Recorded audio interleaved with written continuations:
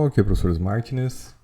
E hoje, pessoal, depois de passado alguns dias já, esperei, né, a coisa assentar. E eu quero ler com vocês aqui esse artigo que foi aí comentado em toda a mídia durante a semana, que é um artigo da revista Economist, publicado no dia 28 de agosto de 2025, que fala, colocaram aqui o título: "O Brasil oferece aos Estados Unidos uma lição de maturidade democrática. É um caso de teste de como os países se recuperam de uma febre populista." E aí eles colocaram aqui a imagem, né, do ex-presidente com aquelas vestes de um dos invasores do dia 6 de janeiro nos Estados Unidos, que também foi algo muito parecido com o nosso dia 8, né? Que tinha lá o xamã deles lá, que vestia desse jeito. Então é um artigo que tenta mostrar, fazer uma análise crítica da ocorrência. Claro que assim, né, já fazendo uma localização teórica, a gente sempre tem que deixar claro onde a gente está lidando, né? Então a gente está lidando com a revista The Economist. Essa é uma revista de repercussão internacional, né, no mundo ocidental. É uma revista respeitada, né, muito respeitada por suas opiniões, mas ela tem um viés, claro, uma leitura liberal. Tá? Essa é a grande verdade. Então é uma revista de ideologia liberal. Tá? Vamos colocar isso até para a gente poder entender o que está aí escrito, né? Para a gente poder decifrar a mensagem que foi passada aqui nesse artigo. Que foi um artigo claramente dirigido, né, para o Brasil, tendo em vista que agora, essa semana, a partir do dia 2, nós teremos aí o julgamento, né, dos, vamos dizer assim, dos mandantes do pretenso golpe, pretensa tentativa de golpe de Estado que houve, tá? Então, fazendo essa primeira localização, né, então a gente vê que aqui é um viés liberal, tá? E eu quero colocar isso de uma maneira bem clara para a gente saber, entender o que está dentro desse texto e o que está sendo dito, né, o que está sendo passado. Então, quando a gente olha assim, no primeiro momento, né, a gente vê aqui, vem já essas coisas, né, essas discussões sobre algumas palavras que são meio chavões, assim, né?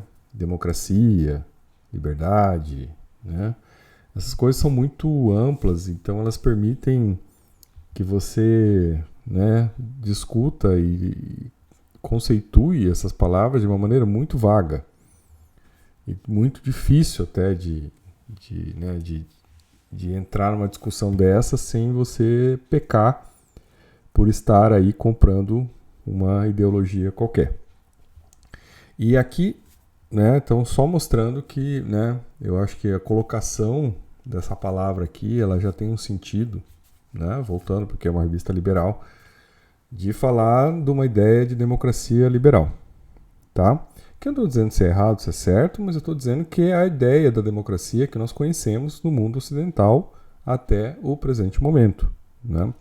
Que é uma democracia aí que tem os poderes divididos, freios contrapesos, né? A gente tem eleições e aí os governantes, né, se submetem às eleições e a partir dali, né, cada país escolhe o seu caminho a seguir.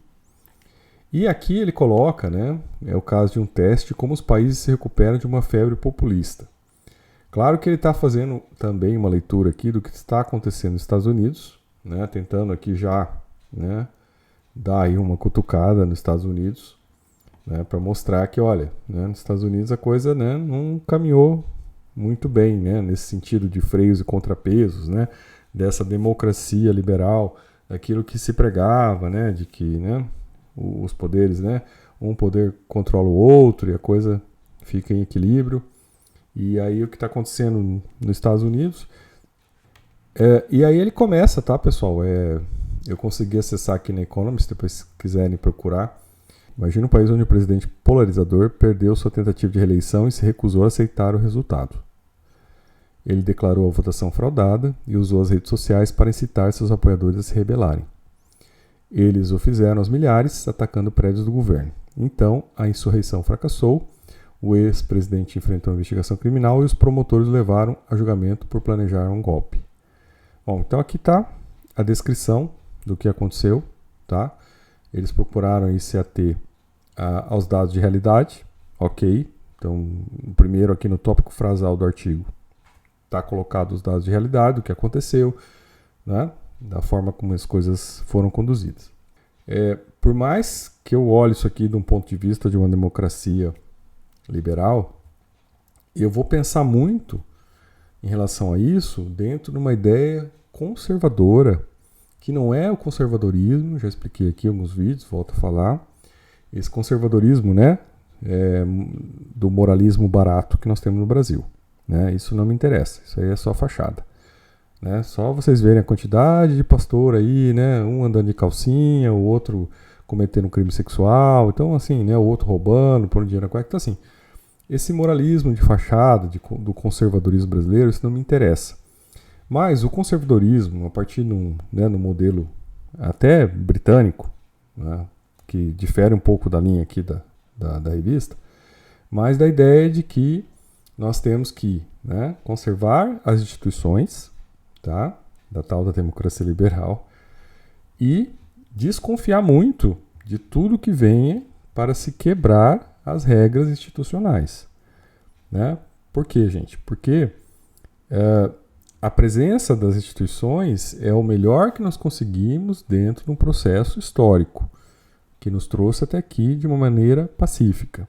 A partir do momento que nós quebramos a institucionalidade, as regras, né, do jogo, a gente vai para o tudo ou nada. E aí no tudo ou nada, né, quando você perde a regra, você perde aquela ideia de bem comum na sociedade, né? E aqui falando como um professor de direito, de que a ficção do direito é você produzir o bem comum. E o bem comum depende do quê? De que todos aceitem limitações, porque existem regras, e essas limitações existem, né, para que todos possam conviver dentro do melhor possível, respeitando as regras, porque nós sabemos que na ausência de regras, né, o mais forte prevalece, e aí a gente entra no modelo de barbárie. Então, quando a gente olha, né, nesse sentido, a gente percebe, né, que houve uma tentativa de quebra, tá, das regras, da institucionalidade. O próprio artigo diz que não deu certo, né? Então, se a gente for pensar assim, né, até no Kelsen, né, para quem é do direito aí está me escutando, na norma hipotética fundamental, né, que é aquela norma que está acima do ordenamento jurídico e ela que dá a organização, né, e ela que diz, olha, esse ordenamento vale, porque as pessoas aceitam esse ordenamento. E o que aconteceu no Brasil foi que predominou o ordenamento jurídico e a institucionalidade existente. Então, isso que predominou, tá? Então, quando a gente olha, né, foi mantido a estrutura do ordenamento jurídico, foi respeitada, e por isso que, né, acabou fracassando aqui, né, a ideia era quebrar a institucionalidade e fazer outra o que viria depois. Teremos guerra civil, teremos o quê? Né, teremos todo um desequilíbrio, né, social, mas a institucionalidade, né, ela foi mantida. Tá? Apesar de a gente estar aí, né, no país das bananas e das jabuticabas, queira ou não, a gente está dando um exemplo aqui de manutenção de institucionalidade. O que eu acho que é algo, de um ponto de vista conservador, né, real, da ideia de que, olha, as instituições estão mantidas e, né, temos completo ceticismo dessas ideias mirabolantes de romper a ordem. Desconfiamos muito disso porque sabemos que isso aí não vai dar certo. Então, nesse ponto, a gente pode até dizer que o conservadorismo venceu no Brasil. Tá? Eu acho que aí, né, desde que vocês coloquem numa visão de conservadorismo, pensando nesse sentido que eu estou falando, e não desse moralismo barato vendido aí na rua aí. Em 2 de setembro, o julgamento de Jair Bolsonaro, ex-presidente do Brasil, e o Trump dos trópicos começará no Supremo Tribunal Federal. Então esse artigo tem a ver com o julgamento que vai acontecer, né? As evidências parecem um flashback do passado turbulento do Brasil.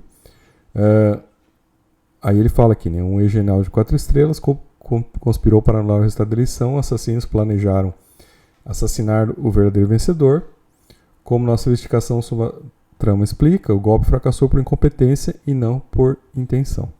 Aí você vê aí, né? Militares tentando dar golpe planejando assassinar, né, o vencedor da eleição.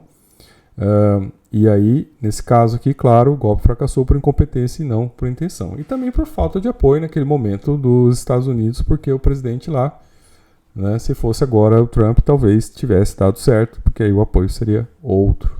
Bolsonaro e seus aliados provavelmente serão considerados culpados. Isso torna o Brasil um caso de teste para a recuperação dos países de uma febre populista, né? Então assim, né, gente? É um teste, teoricamente é um teste.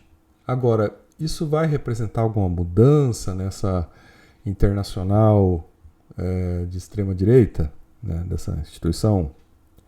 Não sei se vai mudar muita coisa, tá, pessoal? Porque isso é uma febre, né? O próprio termo diz aqui, é uma febre, o mundo está passando por isso. Então, até alguns dizem, né, que é o próprio grupo que cria essa febre, né, que são aqueles que defendem o neoliberalismo, que vai destruindo todas as, né, as redes de segurança das pessoas, né, vai empobrecendo, vai tirando garantias, vai criando, né, um cenário ruim para as pessoas, é o mesmo que agora defende uma saída, um rompimento da regra, porque se a coisa não está boa, tem que romper com ela. Então, quer dizer, eles mesmos que produziram essa situação, acabando com direitos sociais, né, acabando com a proteção das pessoas, né, radicalizando as pessoas, então, no sentido de que a pessoa está insatisfeita, está frustrada com a realidade, então ela busca uma saída, e essa saída ela vai encontrar onde, né? Naqueles que querem quebrar toda a estrutura, porque aí vão fazer outra do zero que vai dar certo, né? Uma saída simplista, mas que cola nas mentes mais pueris, né? Mais inocentes. Então, ele mostra que é um caminho que talvez, né? Eu não sei se acabou. Eu desconfio que a coisa vai continuar, né? Ela vai vir ainda com outros aí nomes. A gente já viu aí o Tarcísio falando que vai, né, primeiro ato de governo dele, né, não é resolver problemas do país. O primeiro ato do governo dele é, né, dar um indulto para o Bolsonaro. Então a gente percebe que essa febre não vai passar. Pode ser condenado, mas esse processo continua. Talvez seja uma situação do Ocidente deste século. Talvez seja o século do Ocidente, né, entrar aí no seu, vamos dizer assim, no seu nêmesis, no seu momento de combustão, né? Vamos falar assim, de tudo que foi construído, o Ocidente parece estar entrando em desequilíbrio e aí o Oriente começa, né, a brilhar e puxar o centro do mundo, né? E aqui ele dá uns outros exemplos de locais que aconteceram isso, né? Que está acontecendo ainda em Israel, está acontecendo na Inglaterra, né? Então, mesmo assim, né? Eu acho que a coisa continua, tá? A internacional, né? Ele chama internacional fascista, né? Ela tende a permanecer, né? Enquanto você tiver... existem duas situações, tá, pessoal? E aí, trazendo para o lado da psicanálise, que me interessa bastante, né? É que a humanidade, as pessoas, falando de pessoas, né? As pessoas têm duas grandes maneiras de aprender as coisas, né? Assim, na experiência, né? Ou você aprende aquilo com amor, ou você aprende aquilo pela dor, pelo prazer ou pelo sofrimento que aquilo te causa. Então eu acho que enquanto né, o Ocidente não passar por isso, né, talvez tenha que passar realmente pelas dores, né, dos extremos. E assim, pessoal, eu sempre pensando, aí trazendo o pensamento confucionista, né, eu acho que sempre o caminho do meio é o caminho mais inteligente, né, porque o caminho do meio você aproveita tudo de bom que tem em todos os polos, né. Agora, quando você está num polo de um extremo, seja ele extrema esquerda, extrema direita, os quais eu não compartilho com nenhum deles, tá, pessoal? Eu sou muito contra qualquer extremismo. Se você está na extrema esquerda ou está na extrema direita, nós não estamos no mesmo caminho, tá? Agora, se você está no centro e você aproveita para ter as boas ideias que tem em todos os lados, aí eu acho que é o local onde as pessoas conseguem conversar. E é onde a gente deve estar. Eu acho que o brasileiro em si, tá, pessoal? Tirando aí 20% da população para um lado, 20% da população para o outro, o restante da população, tá, os 60% dos restantes brasileiros são pessoas de centro. Tanto é que a gente percebe essa alternância de poder, né? Então são pessoas de centro. né? E elas vão tender um pouquinho para lá, um pouquinho para cá, dependendo da situação econômica, da realidade, das ocorrências. Então eu acho que é por aí. E isso que nos mantém, então, né, como um certo exemplo de institucionalidade, né? Porque a maior parte das pessoas, né, não querem rompimento, né? Não concordaram com o golpe. 70% das pessoas foram contra o golpe. Então, essas coisas, né, elas mostram muito essa tendência de centro do brasileiro. Eu acho isso importante de ser colocado aqui nessa análise que nós estamos fazendo, tá? E aí é que ela fala, mas a comparação mais marcante do Brasil é com os Estados Unidos. Os dois parecem estar trocando de lugar. Os Estados Unidos estão se tornando mais corruptos, protecionistas e autoritários. Com o Donald Trump essa semana mexendo com o Federal Reserve e ameaçando cidades controladas pelos democratas. Então, repetir, os Estados Unidos estão se tornando mais corruptos. Ó, isso é uma revista inglesa dizendo, tá? Os Estados Unidos estão se tornando mais corruptos, protecionistas e autoritários. Com o Donald Trump essa semana mexendo com o Federal Reserve e ameaçando cidades controladas pelos democratas. Então veja o seguinte, pessoal. O mesmo país que criou grande parte dessa ideologia, né, dessa democracia liberal, dessa forma, né, dessa, né, forma de interação econômica, jurídica, política, é o mesmo país que agora está, né, mudando. Então a gente vê muita situação, por exemplo, essas mexidas que o Trump faz na economia, né? E como aquele pessoal que está com ele ganhou dinheiro fazendo insider trading, né, pessoal? Então isso para mim é corrupção, tá? Isso é corrupção certa, está comprovado que eles fizeram isso. Até no Brasil o cara fez isso. E o assessor do Trump, e ele falou, tá, e daí fiz mesmo. Questões protecionistas, gente, isso aí é século XIX, tá? Fazer essas tarifas. O pessoal aqui no Brasil ficou bravo com a tarifa da blusinha e agora o Trump vai lá e tá tacando tarifa em todo mundo, né? Então, se você estava bravo com o Haddad, né, chamando ele de taxade, você vai chamar o Trump do quê? Né? Você tem que chamar de uma coisa pior que isso, porque o cara está fazendo. Outra coisa, assim, né, que a gente aí passou o ano passado inteiro, né? O Lula falando que o câmbio estava muito alto, que o Banco Central deveria rever, aí todo mundo olha, né, tá querendo romper com a independência do Banco Central. Aí vem o Trump e manda a mulher embora. Sem ter poder para isso, manda uma das, né, dos membros lá do Federal Reserve embora. Deu um decreto lá mandando ela embora. Então entenda, pessoal, é muito importante a gente sempre entender as coisas pelo padrão de realidade. Se não pode, gente, se a ideia é a autonomia do Banco Central, e isso foi criado por eles, como é que o cara agora vem e rompe isso? Estão entendendo? E os mesmos aqui que defendem a tal da autonomia do Banco Central são os mesmos que defendem o Trump. Então veja as incoerências. Os mesmos aqui que foram contra cobrar impostos, né? Cobrar, eles chamam nos Estados Unidos de tarifa, né? É imposto, pô. Né? Cobrar tarifas, né, de produtos estrangeiros. E o Trump está fazendo igual. Os mesmos que foram contra aqui são os que defendem o Trump fazer isso. E ainda são os que defendem o Trump fazer isso com o Brasil. O que eu acho pior ainda. Né? Então até fala aqui, né, ó, em contraste, mesmo com o governo Trump punindo o Brasil por processar Bolsonaro, o país está determinado a salvaguardar e fortalecer sua democracia. Né? Então, claro, a gente vê aqui essa ideia, né, de proteger a soberania, que é a coisa básica também, né, gente? Toda ideia de democracia, de países, isso aí é o construto histórico do Ocidente, tá? A partir do momento que um país vai e interfere no outro, você está rompendo a ideia de soberania. Então você está voltando para trás no tempo, né, de uma coisa realmente não muito boa. Imagina então se a China resolve interferir no Brasil, como é que vai ser isso? Então é uma coisa importante a gente entender essa relação, né? Aí vamos continuar o artigo. Um dos motivos pelos quais o Brasil promete ser diferente dos países é que a memória da ditadura ainda está fresca. Mas esse argumento eu já não acho tão relevante, né, pessoal? Assim, né? Não é isso que as pessoas trazem, né? Até porque tem muito idoso aí que, né, na verdade é tudo um bando de reacionários, né? Reacionário é aquele que quer voltar para o passado, que ele achava que o bom estava no passado, que agora está ruim. Então o reacionário, ele reage ao presente querendo trazer o passado. E muitos desses reacionários, eles querem trazer, então, o golpe militar. E veja, pessoal, essa gente, né? Teve aquela senhora que até rasgou um cartaz do Lula na porta do gabinete do deputado de Santa Catarina. Aí foram ver quem era. A mulher é uma pensionista, é uma filha de militar pensionista, né? Que nunca trabalhou na vida e vive na mamata recebendo pensão, vai receber pelo resto da vida pensão, né? Por ter tido o pai militar. Então, aí você começa a ver que essas pessoas, elas têm interesse.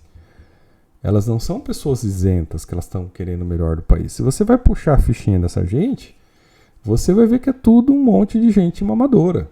Você vai encontrando que é tudo mamador, né? Tudo tem alguma vantagem, tudo ganhou alguma coisa, tudo está querendo ganhar alguma vantagem. Então essas pessoas não estão pelo bem do Brasil, né? Esses que são mais radicais aí, né? Fala, tá, os louquinhos de baixo a gente desconta, mas os que estão mais à frente, né? Que tem mais... Eles estão ali por interesse, né? Que eles ganharam alguma coisa, eles querem voltar a ganhar aquilo, ou que eles têm a possibilidade de ganhar alguma coisa. Isso que é a parte bem ruim, sabe, gente?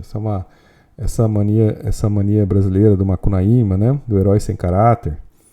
Então aí é bem estampado nessas coisas, né?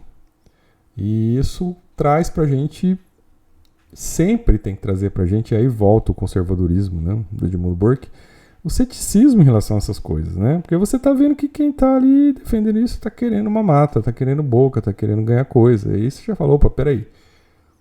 O que esse povo tá querendo? Tá querendo quebrar as regras para ganhar o quê? Qual a vantagem? O que esse povo quer a mais? Tá? Tá vendo o escândalo aí que tá acontecendo? Eu tô gravando isso domingo de madrugada, envolvendo o senador, que o senador teria recebido dinheiro, e dos caras lá, do chefe lá, né?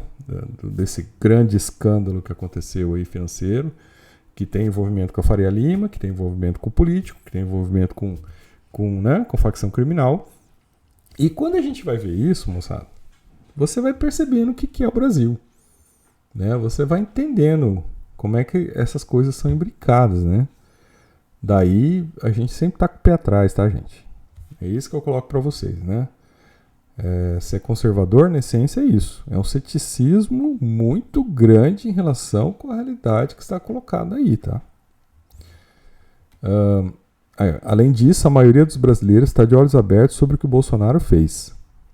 A maioria acredita que ele tentou dar um golpe para se manter no poder. Bom, gente, isso é a opinião de 55% dos brasileiros, tá? Então, eu acho que por isso que eu falo que o brasileiro, né, tem uma qualidade, eu acho que isso é uma qualidade, que é ser de centro. E isso expressa que o brasileiro tem uma perspectiva conservadora, né? Mas não conservadora moralista, né? Porque é moralista também, né? Mas é um problema isso, né? Porque o mesmo que é moralista lá, que é o exemplo de pai de família, trocou de família várias vezes, né? Já tá na quarta mulher. E aí, né, segundo lá a Joyce Halseman, né? A última mulher começou como amante dele, né? Esse é o grande exemplo aí.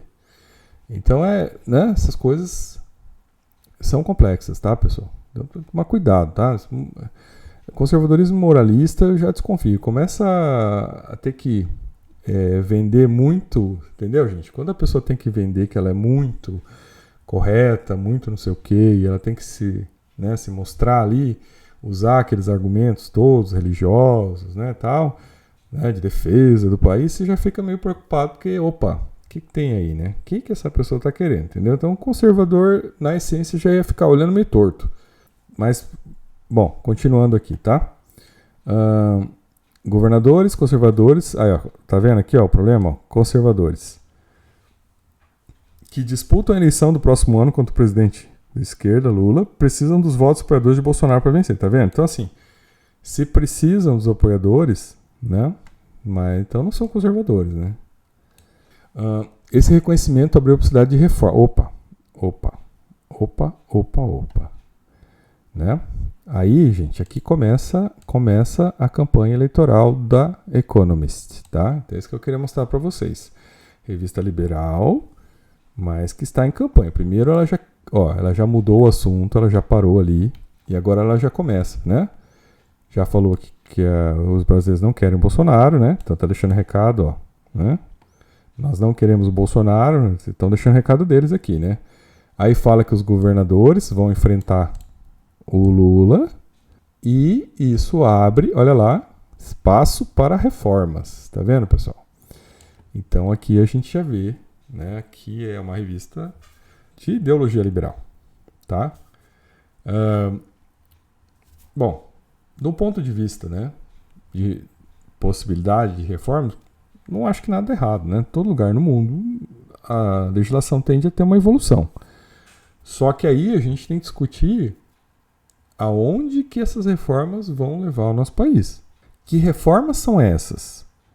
Essa possibilidade de reformas. Quais são reformas? Que reformas são essas? Né? Vamos privatizar a Petrobras. Peraí. Né? A gente viu o que aconteceu na Bahia, né? Então a gente vendeu uma refinaria da Petrobras, que depois deu aquele problema com as joias lá, né? Aquelas joias que acabou recebendo lá, escondidinho. Vendeu essa refinaria para um outro país, para uma empresa que é uma estatal de outro país. Então, quer dizer, que privatização foi essa de um recurso estratégico do país que você vende para outro país? Você não privatizou aquilo no mercado e empresas compraram, né? Um outro país comprou. Resultado, né? É tudo que a gente viu até agora, né? Você vai hoje para você abastecer, né, na Bahia, nos locais mais caros do Brasil.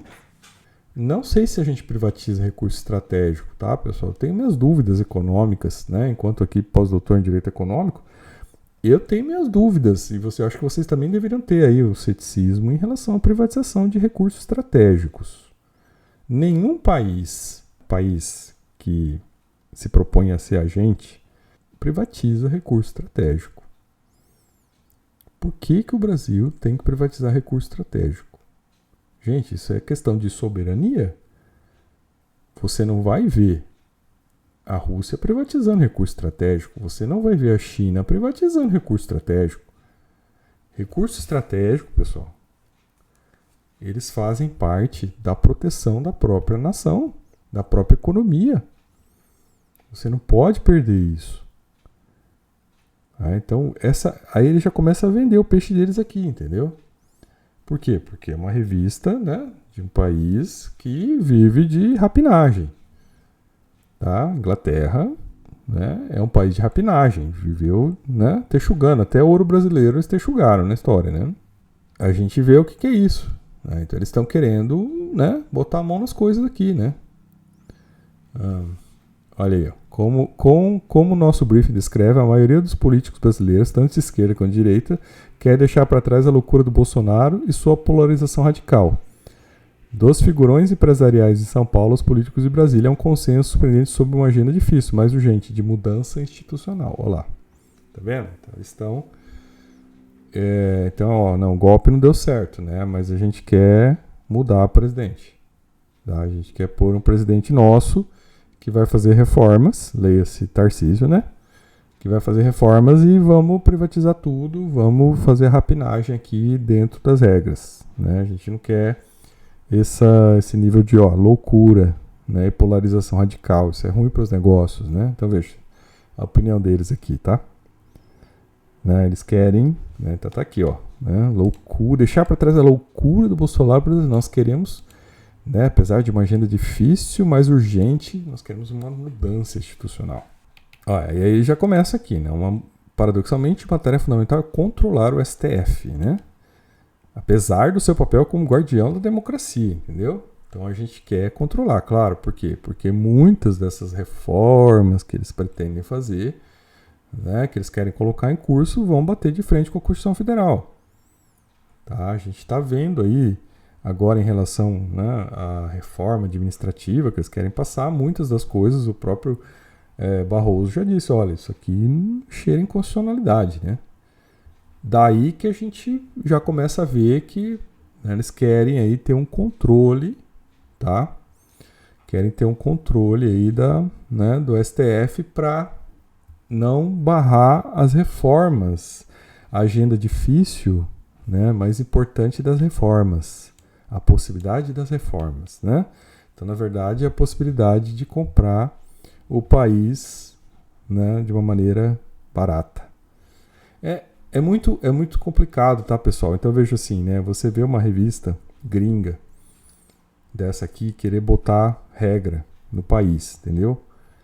Eles não têm mais recursos naturais, né? Eles têm poucos recursos naturais. Tem um pouco de petróleo lá na região norte, né? Mas eles têm poucos recursos naturais. Então, você ter acesso a recursos naturais baratos, né? Ter um governo entreguista que vai facilitar para que eles comprem esses recursos, né? Comprem uma Petrobras aí, né? Levem o que ainda sobrou, né? De coisas que não deveriam estar na mão privada, tá, pessoal?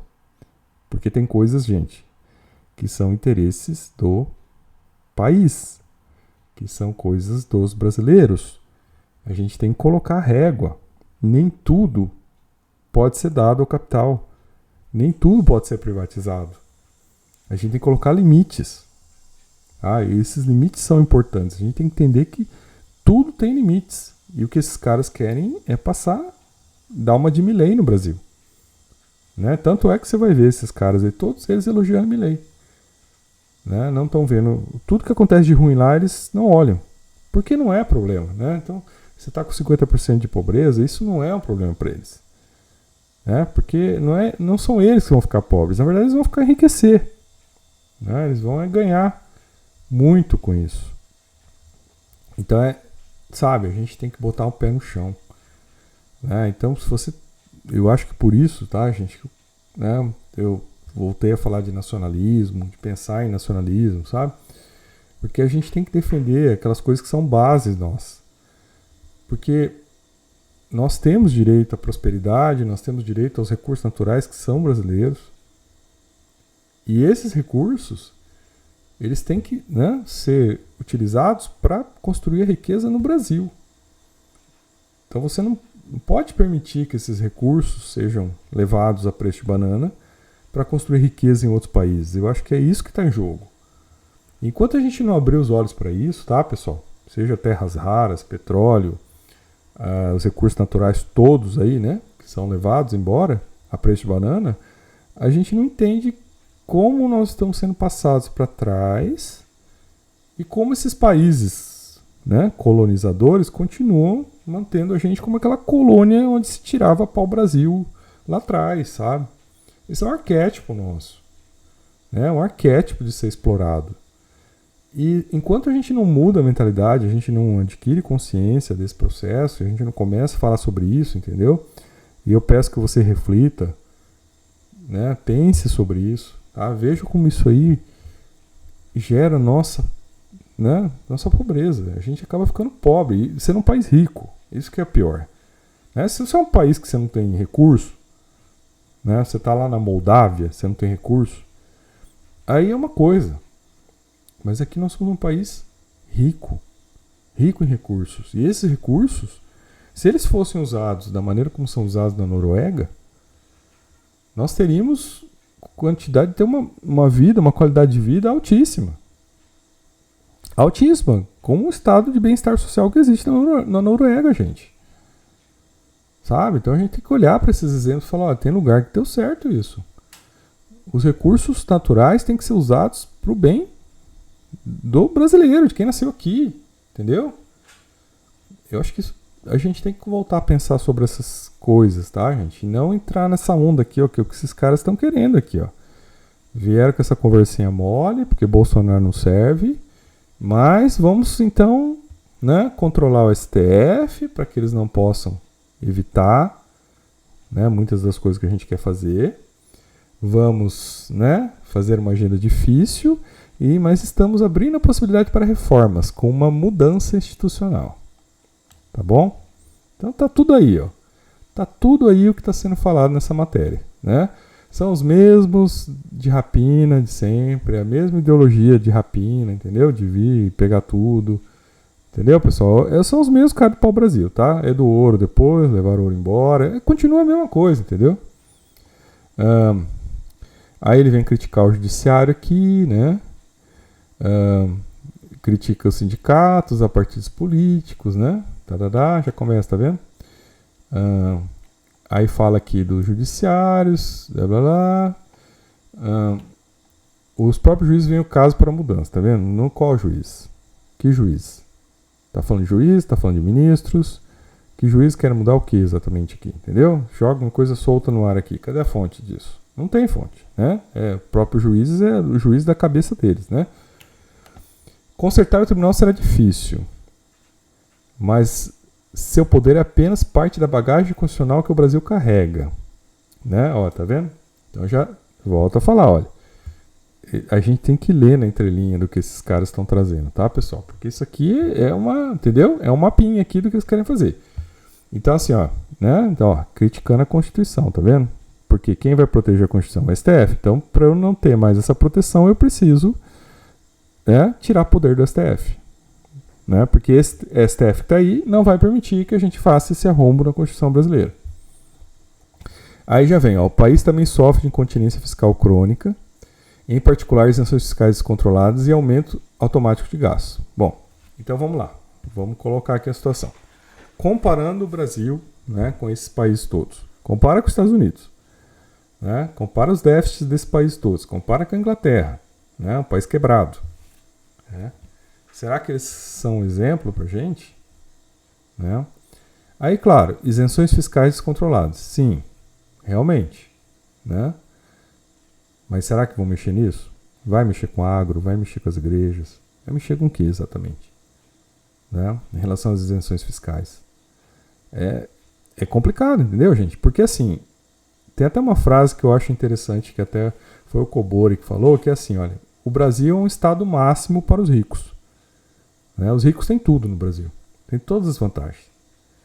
Né? Mas eles querem, esses mesmos ricos que têm o estado máximo, querem para os pobres e para a classe média o estado mínimo. Onde você tem que se virar com tudo. Né? Algumas pessoas conseguem. Né? Eu consigo pagar um seguro de saúde, né? Consigo morar no condomínio fechado. Né? Consigo ter, né, algo que, né, que talvez um estado mínimo, né, não, né, uma parte da classe média até pode falar isso, olha, a gente, né, não usa o Estado. Mas, gente, não é a realidade da maior parte da população. Né? Então você querer acabar com o SUS, acabar com garantias, acabar com investimentos na educação, acabar com a seguridade social, sabe? É uma coisa assim totalmente fora de sentido. Não tem lógica isso, né? Não tem lógica fazer essa política Milley. Se você quer cortar, você corta lá em cima. Você corta lá em cima. Porque, gente, quem tá lá em cima, pagar um pouco mais de imposto não faz diferença, pô. Vocês estão entendendo? Então o cara que tá lá em cima não faz diferença. Ele não vai parar de comer do melhor, vestir do melhor, viajar, né, ficar no exterior, às vezes nem mora no Brasil. Para esse cara não faz diferença pagar um pouco de imposto. Agora, né, arrochar saúde, arrochar educação, arrochar seguridade social, você joga isso diretamente na cabeça de quem menos tem. Mas vamos lá. Continuando então aqui, né? Aumentos automáticos de gastos, né? Coloca coisa como gasto, né? Eu não sei se saúde entra como gasto, tá, gente? Eu acho que saúde não é gasto. Saúde é para você garantir às pessoas o mínimo de dignidade existencial. Então eu já acho essa conversa aqui, né? Essa conversa liberal aqui para mim já acho meio complicada. Alguns desses fatores foram consagrados na Constituição, né, para coibir líderes autoritários em potencial. Tá aí, né? Tudo bem. Outros são culpa do Congresso brasileiro que assumiu o controle do orçamento federal e sua influência para financiar projetos pessoais. Bom, aqui beleza, eu concordo com eles, né? É um Congresso aumentando aí, né? Verba para fundo partidário, verba, né? Emenda obrigatória e vai, emenda secreta, orçamento secreto. Claro, aqui é loucura total, né? O efeito é exclusão do investimento e enfraquecimento do crescimento. Bom, gente, né, isso aqui tem que ser colocado, né? Crescimento ou desenvolvimento, né? Eu acho que aquela frase daquela economista, né, Tavares, ela fala, né, que pessoas não comem PIB, né? E ela tem uma razão nisso. A gente não come PIB. Por quê? Que nós precisamos, então, né, focar no crescimento. Nós precisamos focar no desenvolvimento. Eu acho que quando a gente olha assim, uma sociedade como a Noruega, assim, que eu acho um exemplo muito legal, porque o Estado pega a grana do petróleo e faz um fundo soberano, compra ações do mundo inteiro para que aquelas ações, os lucros, os dividendos possam ser usados para pagar o bem-estar social das pessoas da Noruega. Olha que ideia maravilhosa, né? Tanto que lá eles, assim, vocês podem pesquisar, é um dos países que hoje não vende mais carro a combustão, né? Eles obrigam as pessoas a usar carros elétricos, só consegue comprar carro elétrico, porque você tem, então, que canalizar o petróleo que eles têm para exportação, porque eles querem essa grana para comprar ações para fundo soberano, investimentos para fundo soberano, porque eles querem, com esses investimentos, com essa grana, poder garantir o bem-estar dos noruegueses. Pô, é fantástico isso, né, meu?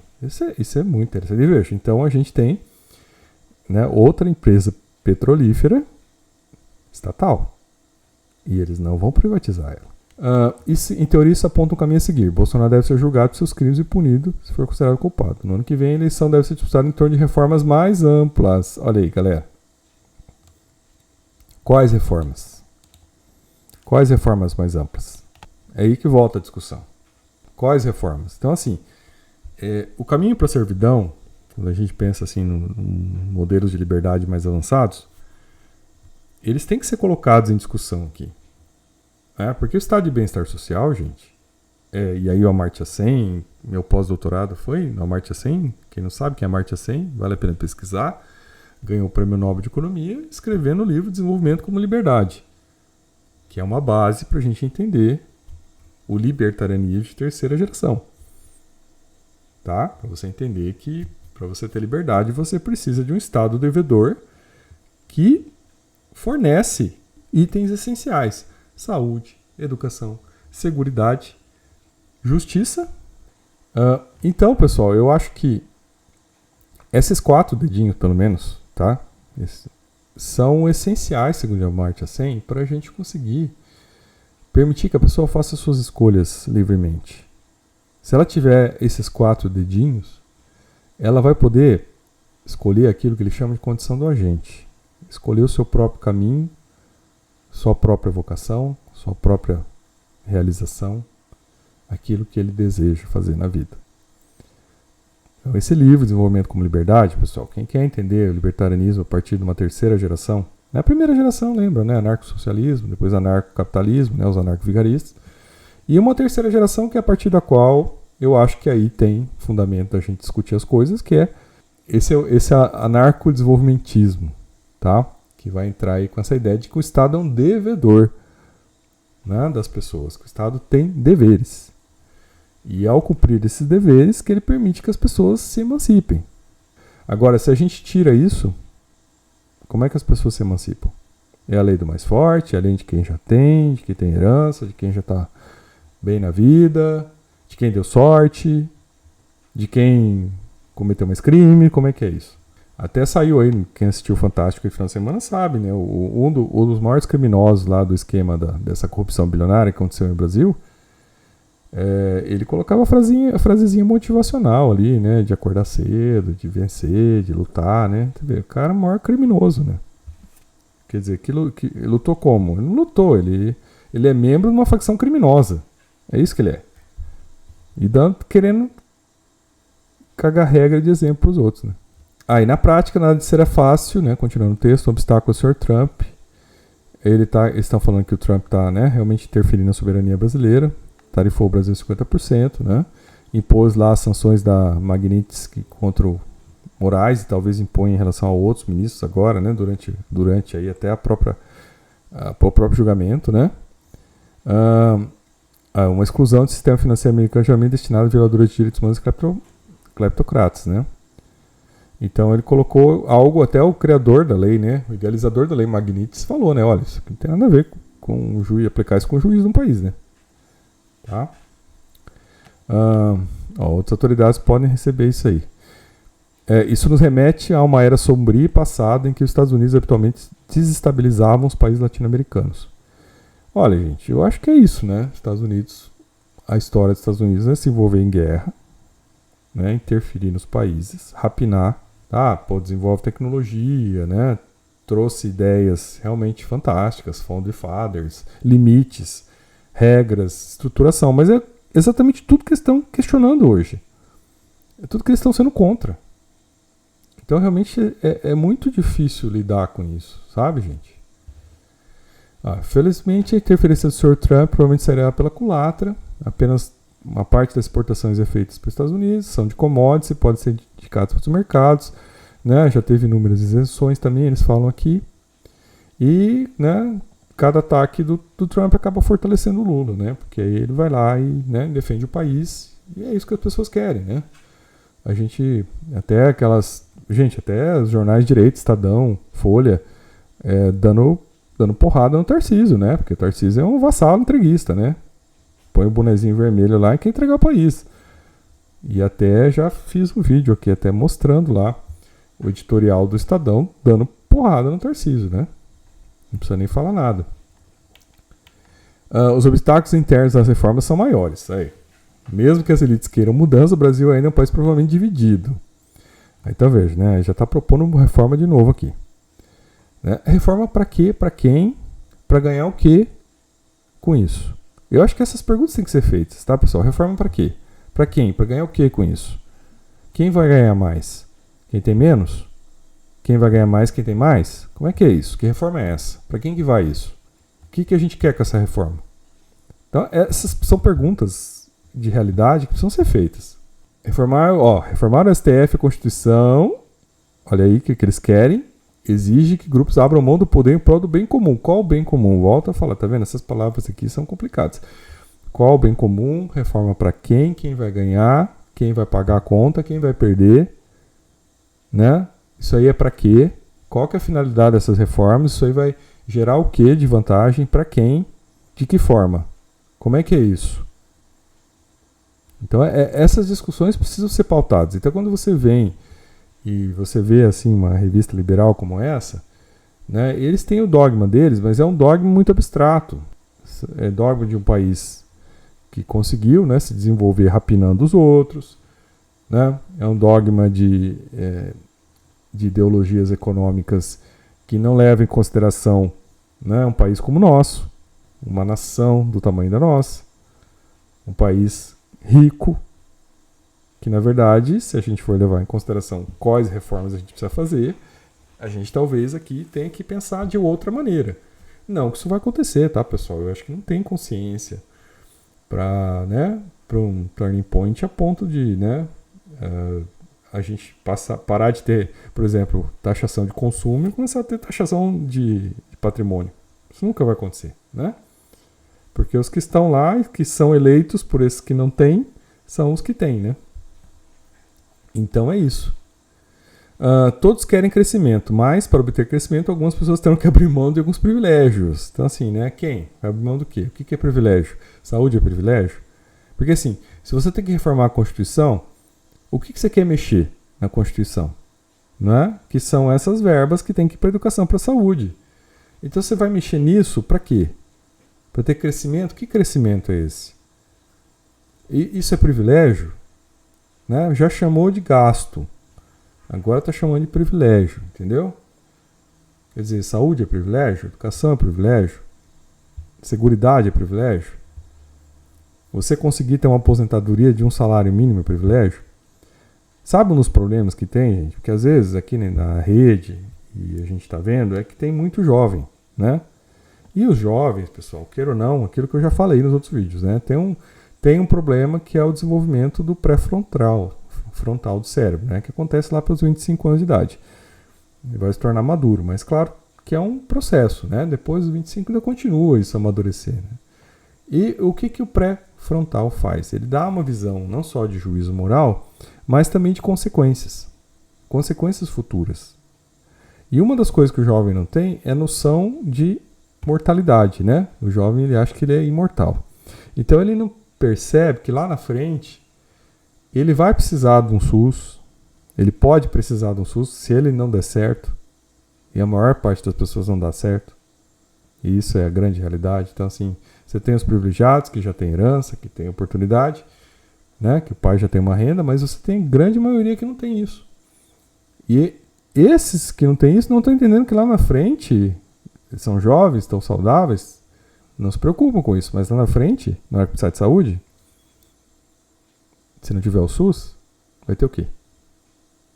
Eu vejo muito bem isso aqui do lado, aqui no Paraguai, né? Que essa semana aqui, o jornalzinho, o Jornaleco aqui da minha cidade, divulgando que os preços da gasolina estão mais baratos no Paraguai. Então assim, você fala, que legal isso. Só tem um detalhe, lá não tem SUS. Então na hora que dá, o que acontece? Eles correm para cá.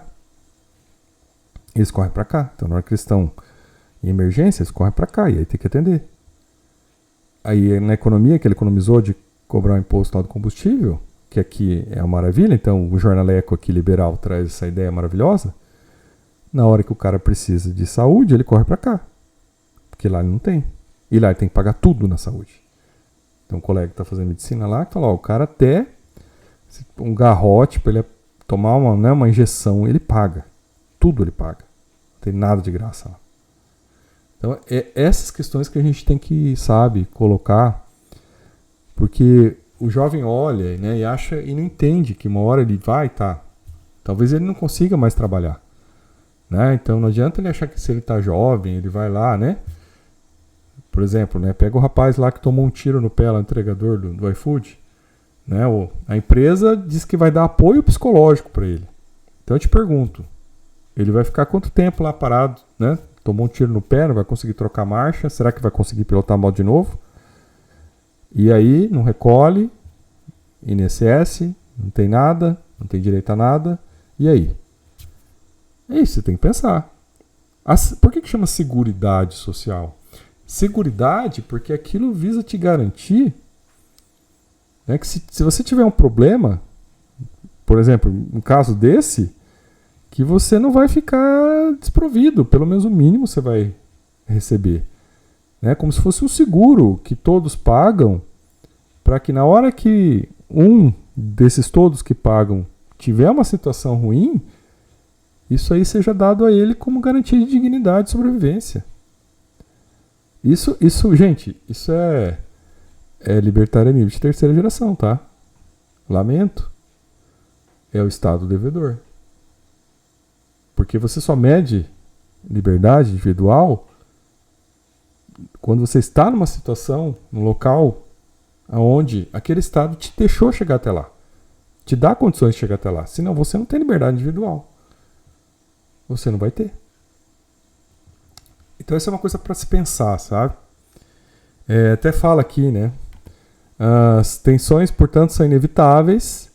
Mas, ao contrário dos seus pares dos Estados Unidos, muitos políticos tradicionais do Brasil, de todos os partidos, querem seguir as regras e progredir por meio de reformas. Tá vendo, gente? De novo. Esse artigo aqui é para vender ideologia, entendeu? É para vender ideologia. Colocaram lá uma imagenzinha para criticar o Bolsonaro. Fizeram uma pequena crítica aqui, mas o negócio não é esse, né? Eles querem seguir a ideologia, entendeu?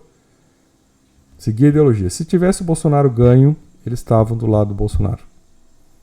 É isso. Ia estar com o Paulo Guedes, fazendo as reformas que eles queriam. É isso. Pelo menos temporariamente, o papel adulto do democrático do hemisfério ocidental se deslocou para o sul. Né? Essas são as marcas da maturidade política, entendeu, pessoal? Então, na verdade, o que eles querem é um meio político serviçal, vassalo, né, que faça todas as regulamentações constitucionais, que trave o STF, porque o STF não pode deixar, que eles mudem toda a Constituição, tirem todas, né, as garantias que eles consideram gastos, né, chamam também de privilégios, para que o Brasil seja expoliado mais uma vez, como eles sempre fizeram com o país. É muito difícil, tá, gente? Porque existe esse arquétipo da expoliação, né? Ele está no próprio hino nacional, né? Falar das nossas belezas, né? Então, eu acho que assim, gente, é muito difícil a gente sair desse arquétipo.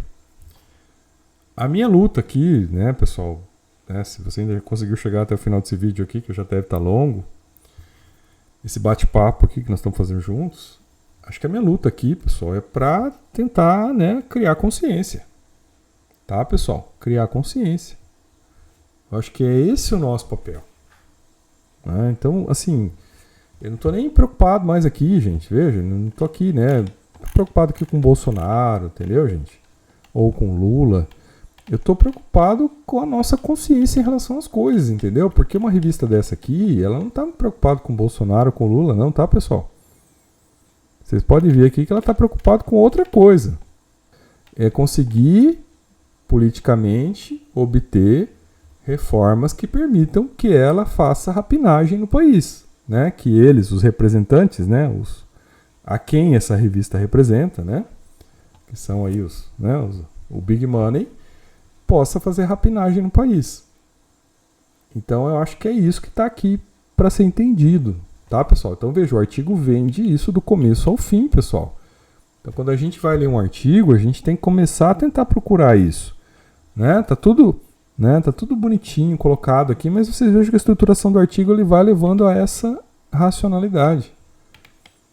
Por isso que a gente tem que ser nacionalista, por isso que a gente, tá, pessoal, tem que ter uma visão das coisas um pouco diferentes. Um pouco diferentes. Se a gente não tem esse aprofundamento, esse verniz, criar esse repertório que eu estou trazendo aqui, tentando conversar e bater um papo com vocês, dificilmente a gente vai sair da situação que a gente está, pessoal. Né? A tendência é só, né? Vai mudando as pessoas que estão lá e cada vez a coisa vai piorando. Né? Porque eles vão fazer rapinagem, eles querem rapinar o país. E aí vai piorando a situação das pessoas, entendeu? Não vai melhorar, vai piorar a situação das pessoas. Cada vez você vai tirando garantias, vai tirando possibilidades, a gente vai criando um caldeirão, problema social agravado por questões econômicas, por falta de acesso, por falta de seguridade, por falta de saúde, e aí você faz o que com esse caldeirão que você criou? Né? E essas pessoas que vão se beneficiar dessas reformas, né? Elas não estão aqui. Elas não estão aqui. Né? Elas não convivem com a gente. Você não vai encontrar ela no shopping. Você não vai estacionar ali do lado do seu carro, ali financiado no shopping. Tá? Elas não estão ali. Esse que é o detalhe. Então, assim, os emissários dessas ideias aqui, né? Os que pagam aqui para essa revista, né? Ter essas ideias aqui, eles não estão aqui. Mas com certeza eles querem o que tem aqui. Então, gente, vamos tentar trazer mais o nacionalismo. Não vamos ficar tanto preso aqui, né, nessas ideias aqui. Vamos tentar entender as coisas mais profundamente, porque senão a gente não vai sair desse lugar que a gente está. E isso é uma pena, tá, pessoal? Porque é um país rico, nós poderíamos estar numa situação muito melhor. Mas aí eu pergunto para vocês, quais reformas a gente vai fazer? Aonde se quer chegar com isso? Quem vai pagar a conta? Aonde nós vamos tirar dinheiro? Entendeu, pessoal? Sempre façam essa pergunta, né? Sejam conservadores, na essência. Né? Defender instituições e ceticismo em relação a tudo isso aqui. Essa aqui é uma revista liberal. E eu estou extremamente cético com eles. Extremamente cético. Entendeu, pessoal? Veja, eu fiz uma leitura aqui cética. Que é uma leitura de um conservador raiz. Porque vocês têm que entender que esses caras aqui não estão aqui pelo bem do país. São gringos que estão aqui de olho nas nossas riquezas. E é só isso que eles querem. Então, sou o professor Martins e até nos próximos vídeos.